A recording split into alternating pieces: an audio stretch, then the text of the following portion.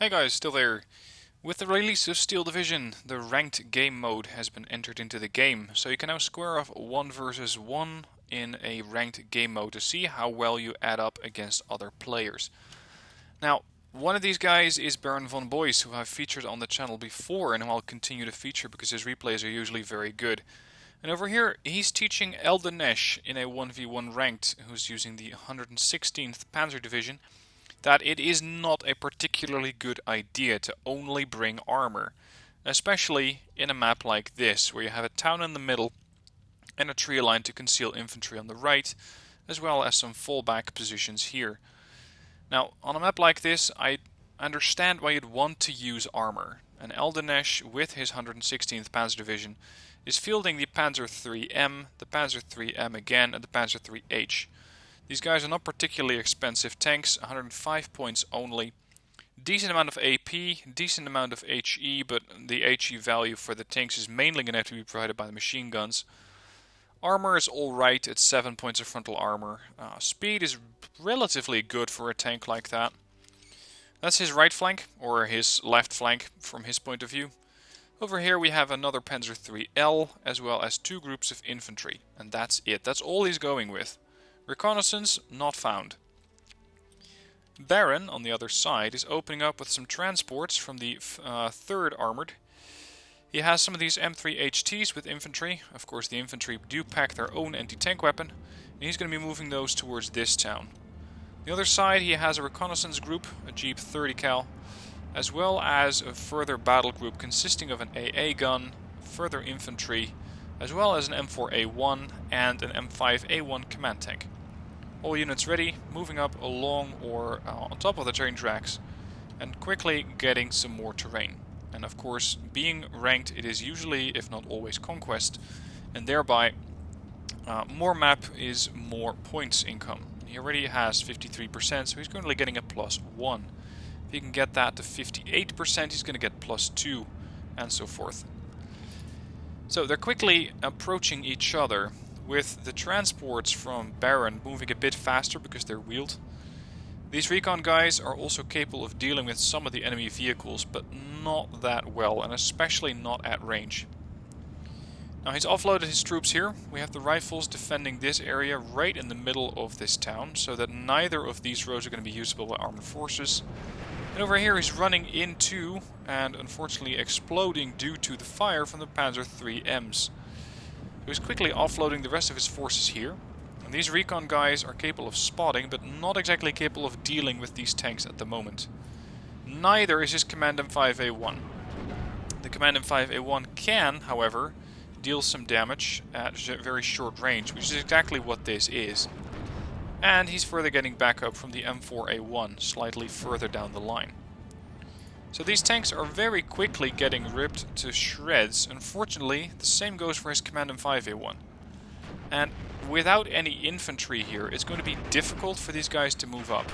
Now look at what he does here. He rushes in with the M3HT, drops off the armed rifles very, very close, and these guys are immediately getting to fire that RPG or that anti-tank weapon. I know there aren't RPGs, guys, but come on, you know what I mean. They're firing their anti-tank weapon at the tank that is currently locked down. This one has its transmission damaged and is killed off thanks to the rifles here. Now, with the opening in the enemy lines, when there's only one tank defending the place, he's quickly rushing his forces through, getting a bit more terrain. On the left side of the map, there's really not that much going on. We have Eldenesh offloading his command infantry here, but not actually commanding anything. Panzer III-L holding the line, Panzer Grenadiers on the left, and one transport moving forward slightly, about to run into those rifles there. The tank is currently still being suppressed, but it is not yet killed off. There we go, its weapon is damaged at the moment. The rifles are still trying to run in to get close enough to do the damage with their anti-tank weapon. And we have the M4A1 as well as the M1 gun firing at it. So the initial tank rush from Eldenesh has completely failed. Interestingly, however, Eldenesh has not quite understood yet that this might not be the best way of bringing in units, and he just keeps fielding tanks. There's another Panzer III-L on the right flank and another Panzer III-L on the left. Now, this battle group gets 90 points per minute, and these tanks, the Panzer IIIL, only cost you 100. So he can pretty much bring in one tank every minute. The question is that going to be enough? And I'd say not really. Just bringing in tanks is not going to get you anywhere, because just bringing in tanks only makes you very, very vulnerable, as his tank is about to find out. The Panzer IIIL getting a bit too close to the rifles there. Rifles unfortunately just out of range for the anti-tank weapon, but they have been able to scare off the Panzer III a bit, and it is now falling back. And with this large dash into the enemy lines, he's already 58%, getting a +2. And all he has to do now is basically consolidate his position, bring potentially more anti-tank weapons, and hold his ground. As, yes, again, a Panzer IIIL is being brought in on the right flank. I'm not sure what he's trying to do, but just trying to overwhelm the enemy with a couple of tanks is not quite going to work. At the same time, we have the rifles coming in from the left, or sorry, from the right, moving towards the left. They only have one shot left on their anti-tank weapon, but they are definitely nice at capturing terrain. At this point, this tank has had enough and surrendered to the enemy, basically to an M3 HT. And yes, there may have been a tank firing at it or an anti-tank gun coming closer, but at this point, the tank has just decided to give up. Time for the anti-tank gun to deal with some other stuff, as we still have a transport here. Now, this transport's the only thing that Eldenesh has. The only play that he has is either backing up and getting out of range, or getting close enough to use the machine gun to suppress the anti-tank weapon. The anti-tank gun is having none of that and forcing the transport to just get the hell out of here, bailing out the transport, and now getting to work on killing it off. If they do, and this thing goes down, then this flank is going to collapse entirely, giving Baron even further control of the map. Now, he's bringing in more and more infantry here.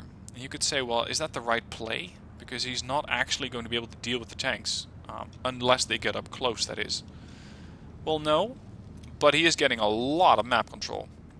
And if he can hold on to that with a bit of infantry, and make sure that those tanks come to him, because these things, with their very low optics, are basically blind right up until the point that they move to, I don't know, 50 meters maybe.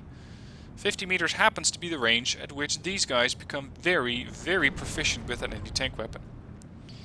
And yes, Eldenesh has not yet learned his lesson, bringing in further Panzer IIILs on the left and the right, and a Panzerwerfer on the right flank to deal with what might be one of the infantry positions. But he doesn't quite seem to know where the infantry is, so he doesn't really know what to do about them. The Panzer IIIL from the left flank has also decided to join the fight on the right, and is now trying to deal with targets as they pop up. In the meanwhile, the Panzer IIIL here is getting too close and is immediately getting rewarded with an anti-tank shot right to the face. Fortunately for the tank, it has survived, but it will not be firing at least for a little while, as it's still panicked and falling back. At this point, the Panzerwerfer decides to join the party and is now lobbing all sorts of high explosive ammunition at this town. Unfortunately, forcing these guys out of their building and pinning them down, but they still left one building standing, allowing these guys to still maintain cover. At this point, the rifles on the right flank have dealt with the transport, neutralizing this position, and if you can then deal with this tank, you have another nice bit of map terrain, or map control that you're gaining. And with two anti-tank rifles or two anti-tank guns firing at them at long range, there's really not that much that this Panzer IIIL can do, because it is just not that good at dealing with anti-tank guns. That is why you don't send your tanks out alone. It is very, very dangerous to do, and is basically guaranteed to get your tanks killed off.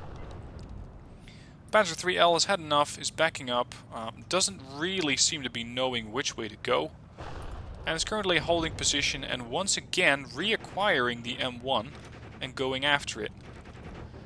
Baron is probably still hoping for that tank to get a bit closer, because the rifles at this point have a range of 200 meters, And that tank is getting almost to within their range, but just outside. I'd say 250 maybe 275 meter range at current.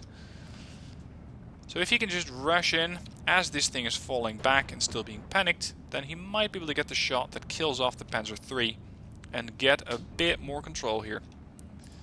Rifles are rushing in, getting ready. At this point though, they are taking a lot of fire from the tank that suddenly decides to regain consciousness and fire with everything it has right at the infantry.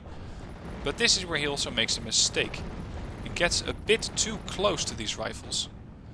Now at this point the rifles won't be able to do anything, but if these guys regain their senses, then they will be able to fire at this tank with pretty decent accuracy at this range. Unfortunately, there is further tanks being brought in, and Baron, with longer reinforcement routes or longer resupply lines, is taking a bit more time to get his forces to the front line. So he's been able to sacrifice a few percent of his map control, but so far he still has 60%. And there are still further Panzer III's coming in on his position. So all he has to do is line them up, get ready with an M1, and fire at them. And that's exactly what he's doing. The Panzer IIIL over here is bouncing a couple of shots every now and then. This thing has 7 frontal armor. The gun, though, has 11 AP, so 11 piercing. The problem is that it's getting suppressed from all different sides. But not enough, and the tank goes down. 2 more tanks coming in, but at this point it seems that Eldenesh has more or less realized that the battle is over, as Baron now has 68% of map control, is already sitting at 921 out of 2500 points that he needs, and at this point Eldenesh just surrenders. There's just nothing more that he can do. But not for lack of trying, because he just keeps bringing in further Panzer IIILs and Panzer IIIH. Guys, don't bring only tanks. Tanks might be nice, but they are not the end-all be-all of your deck. No matter how good your tanks are, they need backup. From autocannons, from artillery, from infantry, from recon. Sending out one tank after the other is not going to win you the fight. So don't make the same mistakes that Eldenesh did, or you're going to get punished the way that Baron did. Or actually, Baron didn't get punished. He did the punishing, of course. My bad. Now, for damage, we have 955 points in kills from Baron versus a total defeat of 470 points in kills, as well as 955 points in losses. So a lot of tanks don't make an army. Don't make the same mistake. But if you do have a battle where you don't make any mistakes and you want to send it in, be sure to do so through the link in the description, and I'll have a look. And if it's any good, I'll show it off on the channel. Hope you enjoyed this one. Let me know what your thoughts are down below in the comments, and I'll see you soon for more gameplay.